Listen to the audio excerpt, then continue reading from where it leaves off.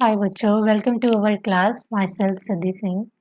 और आज हम स्टार्ट करने वाले हैं जेनेटिक्स 12th का एक चैप्टर, जिसके अंदर जो है हमारे दो चैप्टर बिलोंग करते हैं, जिसमें से पहला चैप्टर आता है हमारा प्रिंसिपल ऑफ इनहेरिटेंस और दूसरा चैप्टर जो हमारा आता है वो है molecular basis of inheritance.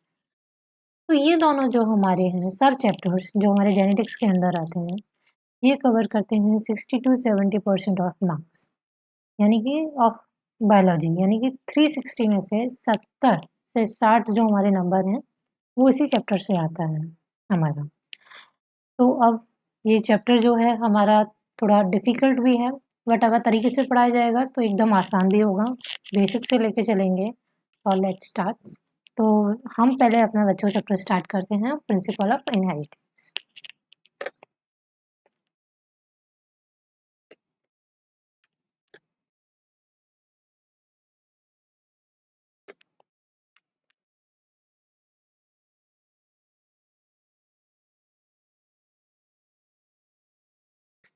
Principle of inheritance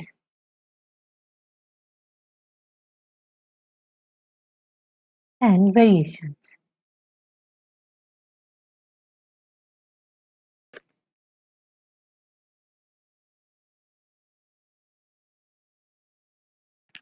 तो प्रिंसिपल ऑफ इनहेरिटेंस के अंदर बच्चों पहले हम अपने जो मैं कवर करवाने वाली हूँ आपको उसके बारे में आपको बताना चाहूँगी। जो फर्स्ट चीज़ जो हम कवर करेंगे वो हम इसके अंदर कवर करेंगे बेसिक कॉन्सेप्ट्स। सेकंड थिंग जो हम इसके अंदर कवर करेंगे वो है हमारे टर्मिनोलॉजीज़, जो बेसिक टर्मिनोलॉजीज़ जो हमें आगे चल के हेल्पफुल होंगे, जिससे हम इजीली अंडरस्टैंड कर पाएंगे पूरा चैप्टर्स, उसके रिगार्डिंग बात करेंगे, टर्मिनोलॉजी डिस्कस करेंगे। और थर्ड चीज़ जो हमारी जो हम डिस्कस करेंगे वो है हम मेंडल के बारे में बच्चों डिस्कस करेंगे। और फोर्थ चीज़, मेंडल ने जिस प्लांट के ऊपर वर्क किया था दैट इज पाइसम सैटाइवम, मटर के ऊपर हम कुछ डिस्कस करेंगे।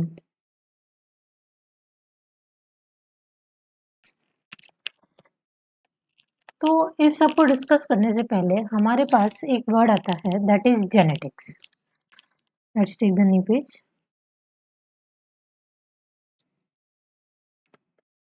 क्या आता है बच्चों? Genetics. What do you understand by genetics? What is genetics? आज मेरे पास दो आंखें हैं, दो कान हैं, एक नाक है। आखिर क्यों क्यों है मेरे पास? कहाँ से आई मेरे पास ये सब? ऑब्वियस बात है, ये मेरे पेरेंट्स हैं। और मेरे पेरेंट्स के पास कैसे आई? ये उनके भी पेरेंट्स से आई। उनके पेरेंट्स ने ही तो उन्हें दी, इस वजह से हमारे पास ये आई। अब ऐसा क्यों होता है? जो स्पीसीज रिप्रोड्यूस करती है वो अपने सिमिलर टाइप की ऑफस्प्रिंग प्रोड्यूस कर रही है। क्यों कोई जो डॉग है वो एलिफेंट को नहीं रिप्रोड्यूस कर रहा है? क्यों आखिर ऐसा क्यों है? जो ह्यूमन है वो ह्यूमन को ही जन्म दे रहा है, यानी कि जो पेरेंट्स हैं वो अपने सिमिलर ऑफस्प्रिंग ही क्यों प्रोड्यूस कर रहे हैं? यानी कि जो माँ-बाप हैं वो अपने जैसा बच्चे ही प्रोड्यूस कर रहे हैं। तो ये जो ब्रांच है जिसमें हम डील करते हैं कि आखिर ऐसा क्या दे रहे हैं जिस वज़ह से सेम ऑफस्प्रिंग है, सेम फीचर्स वाले जो ऑफस्प्रिंग्स आ रहे हैं। यानी कि आखिर हम 2 चीज़ के बारे में ओवरऑल डिस्कस करने वाले हैं। पहली चीज़ जो आएगी वो हमारी आएगी कि क्या दिया है, ऐसा क्या दिया जिसकी वज़ह से सिमिलर है। दूसरी बात जो हमारी आएगी कि कैसे दिया, बाय विच प्रोसेस। कोई तो प्रोसेस होता होगा जिसकी वजह से same to same copy offspring produce हो जाते होंगे हमारे, आइडेंटिकल नहीं, सिमिलर ऑफस्प्रिंग प्रोड्यूस हो जाते होंगे। साथ ही साथ में आखिर मतलब कोई चिट्ठी भेजी होगी ऐसा तो कुछ है नहीं, कोई ना कोई एक प्रोसीजर होगा, एक सिस्टमेटिक प्रोसीजर होगा जिसको प्रोसेसिंग में आता होगा, तब जाके एक ऑफस्प्रिंग प्रोड्यूस होता होगा। तो इसी चीज़ के बारे में हम आगे डिस्कस करेंगे। साथ में अब हमारे पास एक तीसरा सवाल और प्रोड्यूस होता है, वो ये आता है हमारे दिमाग में, आखिर ठीक है चलो आ गया हमारे पास। तीसरा सवाल ये है कि क्यों आखिर हम सेम एग्जैक्ट सिमिलर कॉपी क्यों नहीं है? आखिर क्यों जैसे मेरी मम्मी के पास जैसी आँखें हैं, जैसे होंठ हैं, बिल्कुल सेम मेरे पास ऐसा क्यों नहीं है? तो ये जो है, ये जो कॉन्सेप्ट है इसके रिगार्डिंग ये एक अनदर कॉन्सेप्ट है जिसके बारे में मैं बात करूँगी। पहले बच्चों जो जेनेटिक्स है, ये जो ब्रांच है ये डील करती है 2 चीज़ों के साथ।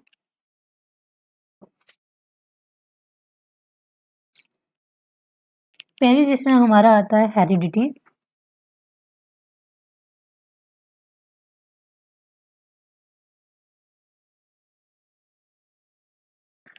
दूसरी चीज आती है बच्चों हमारी variations.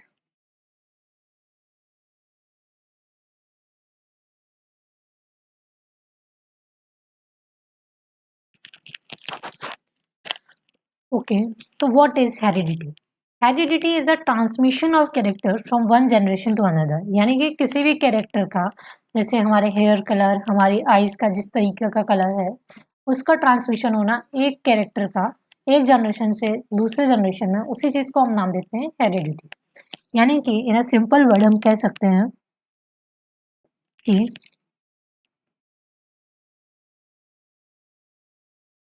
Transmission of character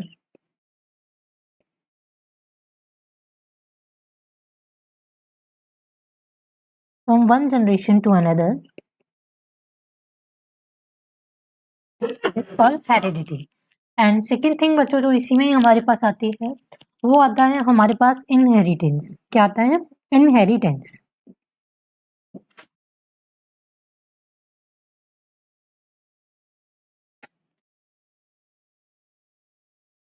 inheritance process के अंदर बच्चों क्या होता है? हेरिडिटी हमने पढ़ा, transmission of character from one generation to another. और वहीं जो इनहेरिटेंस है वो हमारा क्या होता है? एक प्रोसेस, यानी कि एक सिस्टमेटिक प्रोसेस जिसके द्वारा ये कैरेक्टर जो है वो ट्रांसमिटेड हो रहे हैं। यानी कि हम इनहेरिटेंस में लिख सकते हैं process by which character are transmitted.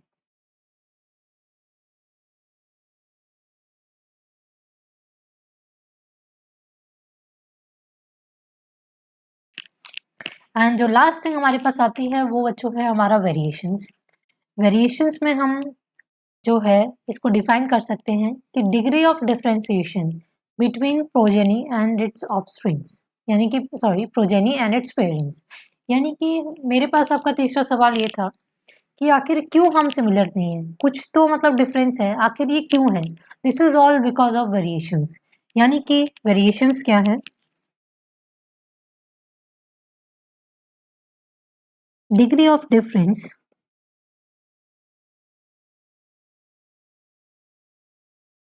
Between progeny and parents. अब बच्चों ये जो वेरिएशंस हैं ये दो तरीके से आ सकते हैं, बट मेनली जो हमारा मेन रीजन है वो है हमारा, हमने सेल साइकिल और सेल डिवीजन में पढ़ा है। मियोसिस 2 में हमने पढ़ा है जो हमारा प्रोफेस 1 होता है, जिसमें जो स्टेजेस होते हैं। लालू जाए प्यार से दीपिका देखने, जो हमने एक इसको याद करने का तरीका सिंपल सा ढूंढा था, जिसके बच्चों पेकाइटिन स्टेज में जब नॉन सिस्टर क्रोमेटिड के बीच में ऑफ होमोलोगस क्रोमोसोम जब क्रॉसिंग ओवर होता है, यानी कि जिसमें वो अपना सेगमेंट्स को एक्सचेंज करते हैं, जिसके जिसकी वजह से हमारे जो वेरिएशंस हैं, जो डिफरेंसेस हैं, वो अराइजेस होते हैं। यानी कि जो हमारा मेन रीजन जो आता है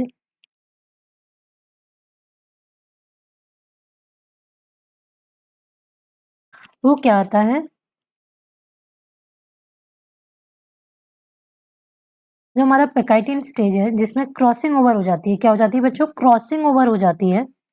किसके बीच में हो जाती है? क्रॉसिंग ओवर जो हमारी होती है वो बिटवीन नॉन सिस्टर क्रोमेटिड्स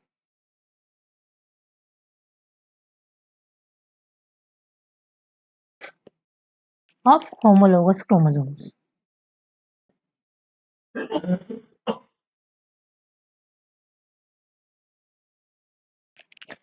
जिसमें बच्चों दूसरी जो हमारी वजह होती है वो हमारी चेंज होती है, और सॉरी जो वजह जो हमारी होती है वो होती है म्यूटेशन की वजह से।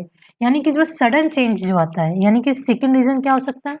जो हमारा सडन चेंज आए, अचानक से जो चेंज आ जाए, जिसकी वजह से वेरिएशंस अराइजेस हो जाए, जिसकी वजह से जो हमारा ऑफस्प्रिंग है वो हमारा पेरेंट से डिफर हो जाए, दैट इज सडन चेंज जो होता है, उसको हम लोग नाम देते हैं म्यूटेशन। क्या नाम देते हैं बच्चों? म्यूटेशन नाम देते हैं सडन चेंज को। नेक्स्ट आते हैं, इसके बाद बच्चों हम डिस्कस करेंगे बेसिक टर्मिनोलॉजीज, जिसके अंदर हमारा आएगा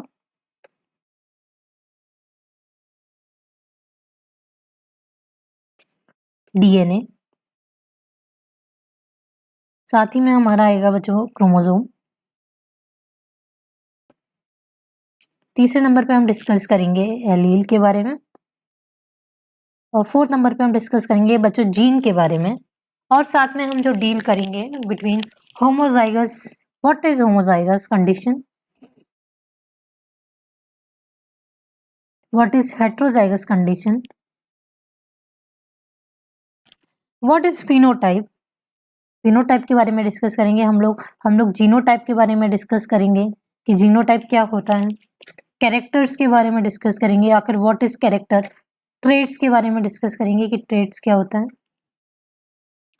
एक मिनट,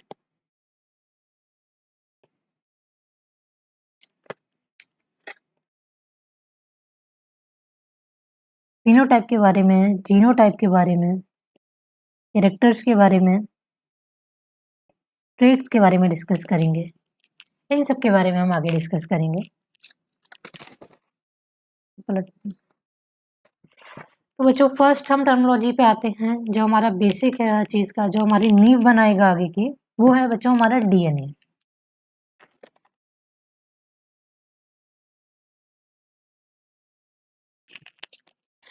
डीएनए में बच्चों जैसे हम डिस्कस करते हैं, ये मान लीजिए क्या है,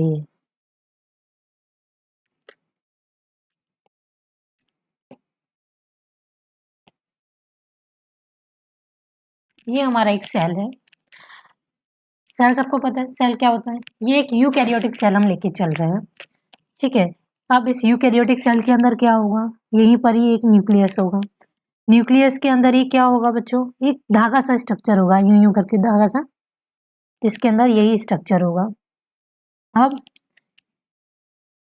अब इसी धागे को अगर हम बाहर निकाल कर देखें तो ये कुछ ऐसा शो होगा हमें,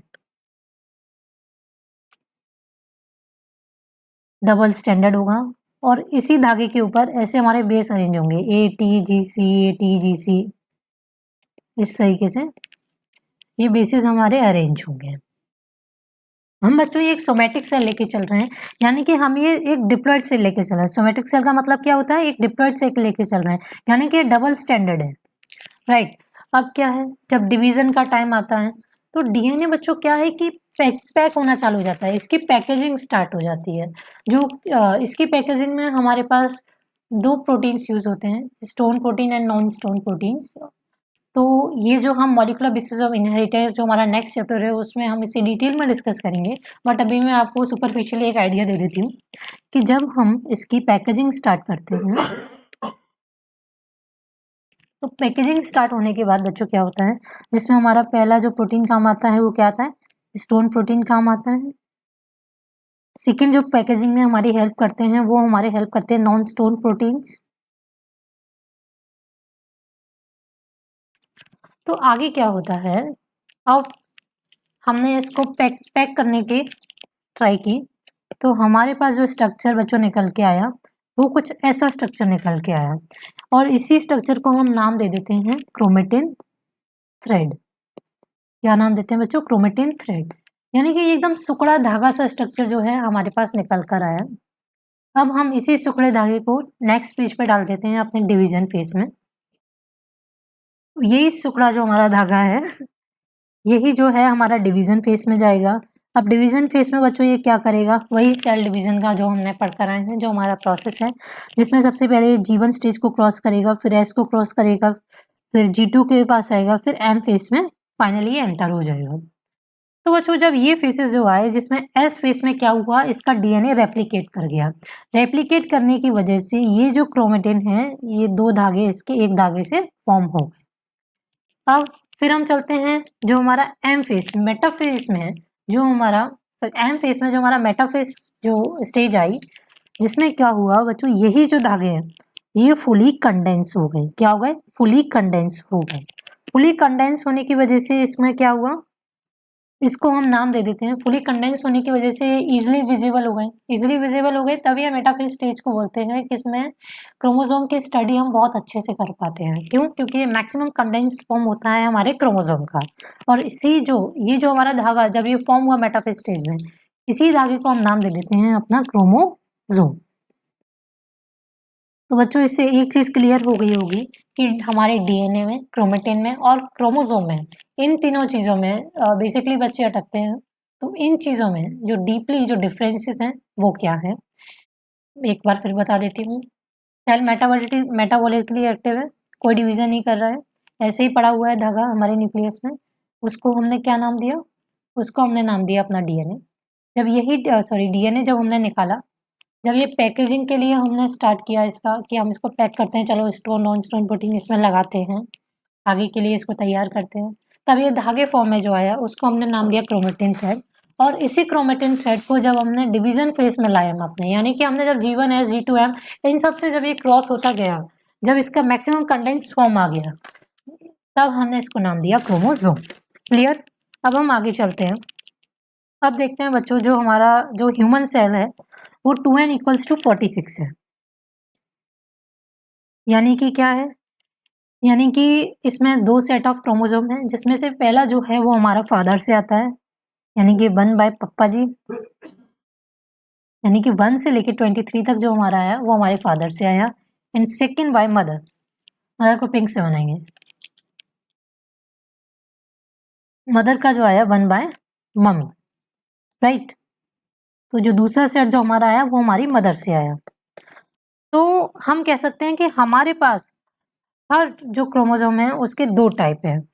और अगर हम पेयर्ड फॉर्म की बात कर रहे हैं, यानी कि हम डिप्लॉयड कंडीशन की बात कर रहे हैं, वहीं अगर हम आते हैं, यही बात हम करें गैमीट के लिए, तो एक जो सेट है वो हमारा स्पर्म से आएगा, एक सेट जो होगा वो हमारा ओवा होगा, राइट।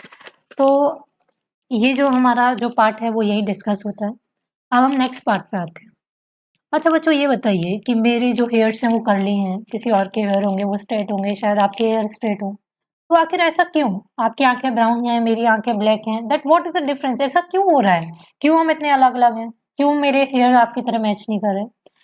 तो बच्चों ये सब जो है, ये जो वजह है, ये सिर्फ हमारी फॉर्मेशन ऑफ प्रोटीन्स की वजह से है।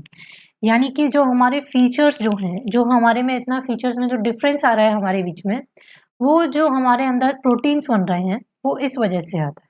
अब हमारे पास दूसरा क्वेश्चन आता है, ये जो प्रोटीन्स हैं ये आए कहाँ से? तो कहाँ से आए ये प्रोटीन जिसकी वजह से हम इतने अलग अलग हो गए? किसने बनाया इसे? यानी कि इसको बनाने के लिए जो बेसिक स्ट्रक्चर था वो क्या था?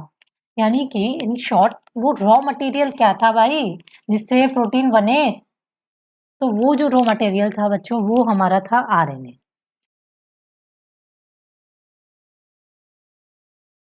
यानी कि जो हमारा प्रोटीन जो बना, इसका जो रॉ मटेरियल जो आया बच्चों वो आरएनए से आया, राइट। अब वही जो आरएनए है, अब आरएनए किसने बनाया? जो हमारा आरएनए है वो हमारा डीएनए ने बनाया, राइट। अब सवाल आता है डीएनए तो बहुत बड़ा है भाई, 2.2 मीटर लंबा है। अब ये तो नहीं कि सारा डीएनए बैठ जाएगा भाई, मैं कोड करूंगा और मैं आरएनए बनाऊंगा, आरएनए के बाद प्रोटीन बनेगा। नहीं, ये चीज नहीं होती।